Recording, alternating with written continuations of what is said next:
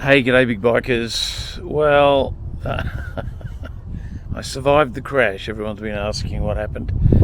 I went and saw the doc, and he didn't even bother recommending X-rays, because he said if it was cracked or broken, you'd know it. So the reason I think I got away so lightly is I landed on a downhill slope. So if I'd have run into a tree or a rock or an embankment or a tree root or even just come to a sudden stop, it's what they always say, is it's not the speed that gets you, it's the sudden stop that gets you. So I reckon if I had come to a sudden stop, probably would have been much more damaging. You watch those guys in the Winter Olympics, they're doing the ski jump off the high towers, and they're landing on the downhill, so they're kind of matching speed, and I think that's what happened. If you have a look at the footage, I landed on my chest. I had my backpack on, so the buckle, you can actually feel where the buckles kind of bruised me a little bit just in here, and then bounced and continued going. So there was no sudden stop. So that's basically what happened. I'm very happy about that. You'll remember the video that the fall alert on my phone went off. I fell, but I'm okay. A couple of people commented on, I actually thought it was a really, really good thing to happen. Only problem in that situation was that I didn't have any enough phone signal down that side of the hill to be able to pick up any phone signal, the phone to be able to get out to call anyone. But really interesting feature. So if you've got an Apple Watch, go into your health app and activate your fall alert, and that will then automatically call emergency services should you have an accident. So that's really quite a good feature, and you set it up to call specific people as well. But it also gives you the option to opt out. Mine said, yes, I fell, but I'm okay. And there were a couple there that if you don't answer within a specific number of seconds, that it will actually go off and call emergency services. So from a safety perspective, that was actually really quite a good feature, and I was quite happy that was on. But I just wanted to talk about what happened with the bike. Had a quick Google to see whether Husqvarna 701s can run upside down and do any damage. Apparently it's dry sump, so it's all good. But let's have a look at the bike, and I'll walk you through the damage. So I haven't cleaned the bike at all since the incident. I basically took it home and I parked it. But if you have a look here, you can see all the lantana marks from where it crashed into the bush, all along the top of the guard here, all down here on the shroud, the cable, all up through here. It's just buried in lantana. So it landed very heavily on this side. Down the side here, there's actually no damage at all to the engine casing.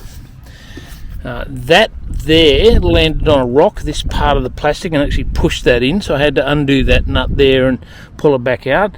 Again, lantana all over the side of the bike, lantana bark. The only damage that I can see on the bike is actually in behind the plastics here. So the plastic's been damaged, but if you get in behind there, I don't know if you can see that, the plastics actually sat on the hot exhaust for quite a while the bike was on its side and upside down, and so there's a lot of plastic damage in the back there. But to be honest, I can just put a new set of plastics on that and that'll be fine. The acro pipe has got no damage at all. I haven't given it a good clean. There's no scratches or dents or anything in it. I had to drag the bike on its side for a little bit to get it up the right way. But I got to tell you, I'm really, really impressed with this tower. There's absolutely no damage at all. That's just fiberglass. And there's no damage apart from the bark on the on the front of it. There's absolutely no damage at all to that with Britannia Composites head unit. So I'm really happy with that. That's actually come out quite well. No damage at all to this side. It's dirty, yes. There's no damage to the swing arm, no damage to the front wheel, and managed to ride the bike home.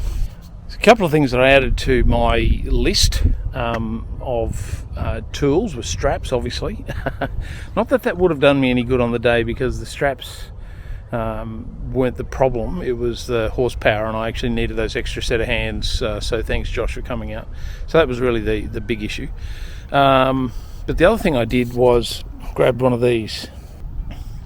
So I've got the CO2 containers to go with that. So one of the problems I had on the day was that I didn't stop to let the tyres down because I had no way of pumping them up again. So I kind of like, I'm going, I probably should let the tyres down a little bit because I was running tyre pressure when, I got no way of pumping them back up again. So I thought I should be right. Had I been able to lower those tyres, I'm sure I wouldn't have glanced off that rock quite as significantly as I did. So I've re-inspected the settings.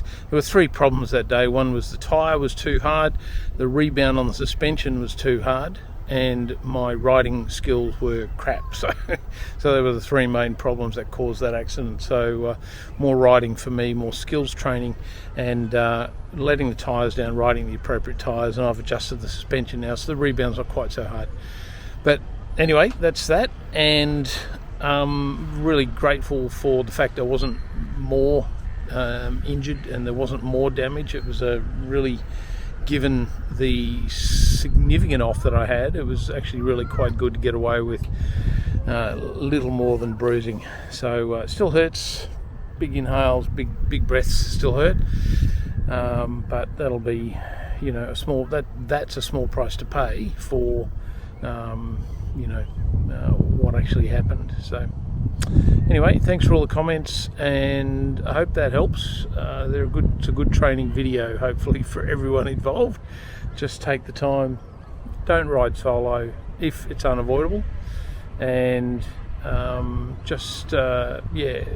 take the time to set the bike up for the conditions. Over and out.